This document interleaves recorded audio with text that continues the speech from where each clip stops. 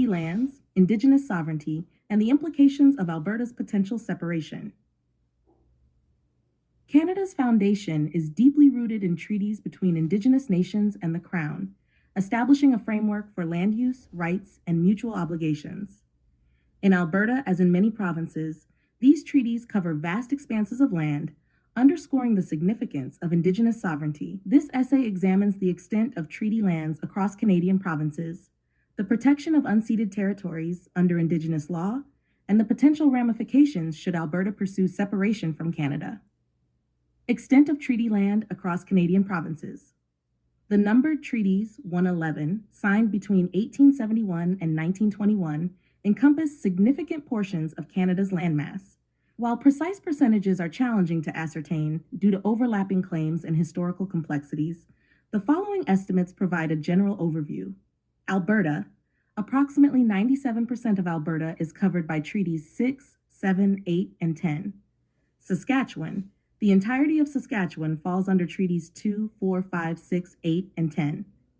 Manitoba. Most of Manitoba is encompassed by Treaties 1 through 5. Ontario. Over 40 treaties, including numbered Treaties 1, 2, 3, 5, 9, and 11, as well as the Robinson and Williams treaties, cover approximately 92% of Ontario. British Columbia.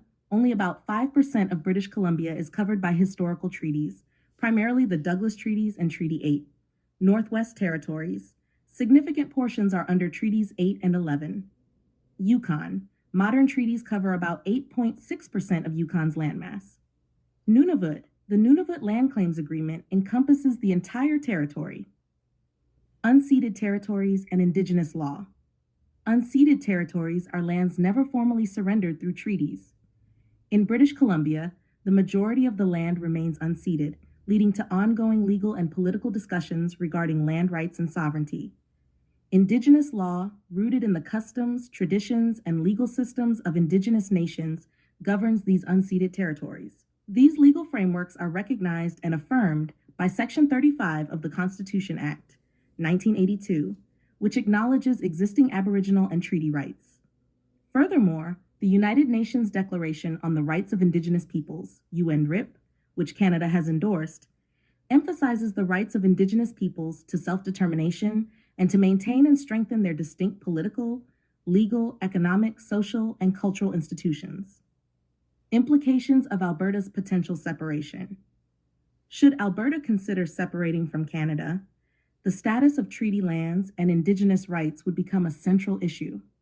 Treaties are nation-to-nation agreements between Indigenous nations and the Crown, and their obligations would persist regardless of Alberta's political status.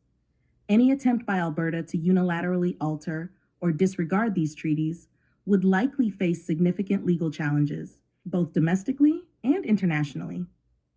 Moreover, Indigenous nations within Alberta could assert their rights to self-determination, potentially choosing to remain within Canada or to negotiate their own terms of association with Alberta.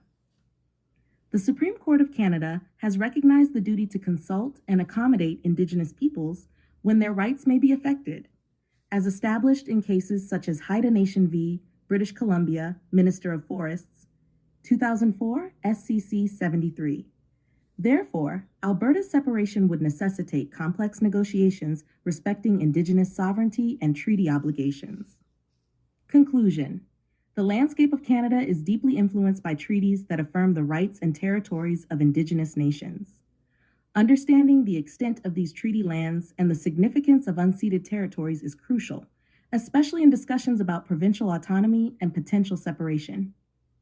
Any political shifts must honor the enduring nation-to-nation relationships established through treaties and recognize the sovereignty of Indigenous peoples as integral to the fabric of the nation.